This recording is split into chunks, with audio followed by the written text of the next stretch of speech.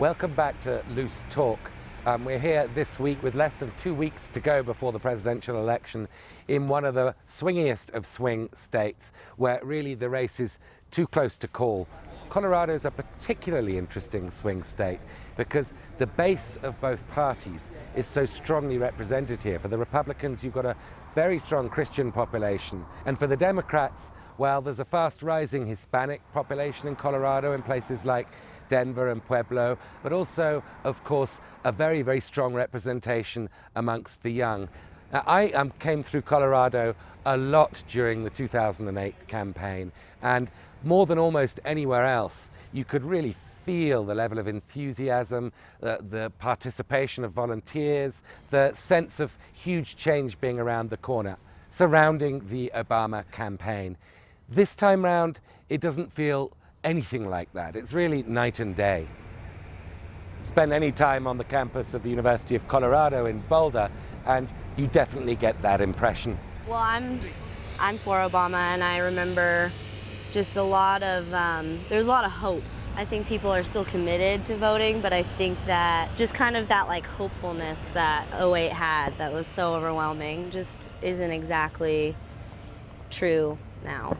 You know, you feel excited about the future, but then when the future comes, it just doesn't feel, it's not the same emotion, you know. You're not having the same emotion as you did back then. But I wish I could feel the way I used to feel. In contrast, amongst Republicans, and particularly amongst social conservatives, the mercury is high this time round. I think generally, evangelical Christians, Protestants, conservative Catholics, evangelicals, Pentecostals, are more engaged in the election than any time that I can remember. I've been involved personally in elections for the last 25 general elections here, literally for half a century. I've run for office many times myself.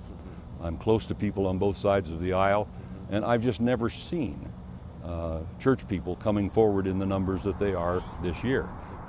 So really the critical question for the Obama campaign is whether the growing political participation amongst Latinos in states like Colorado can make up for the drop-off in enthusiasm amongst the young and educated. The state of Hispanic enthusiasm is relatively high, actually, perhaps surprisingly high. It was down a bit during the summer, and then the directive from the Department of Homeland Security from the Obama administration, which allowed for folks to stay in this country and attain undergraduate degrees and work permits, seemed to lead to a bump up in enthusiasm. So in Colorado in particular, we're looking at more than half of Latinos in some recent polls suggesting that they're more enthusiastic even in 2012 than in 2008. And so as we head into the final few days of this razor-thin race, it really boils down to a question of street by street, block by block, which campaign is better at turning out its base. Of course, 4 years ago, it was a very different prospect. Behind me, you see the mile-high Invesco Stadium, where President Obama, well then Senator Obama, in his acceptance speech, made one of the most soaring and highfalutin addresses of his career. Then really was an election about inspiration, hope, and a surge of enthusiasm amongst the young, amongst African Americans, and amongst many different demographic groups. And the main deciding factor this time round is going to be which campaign's support base dislikes the other candidates more. Our odd moment of the week this week comes from Boca Raton, which played host to the third and final debate. Now, President Obama started the debating season disastrously here in Denver with a very disappointing performance that really shifted the race in Romney's direction. He recovered a little bit in New York for the second debate, and by the third, he was back on form with some of the wittiest zingers he's produced in the whole campaign.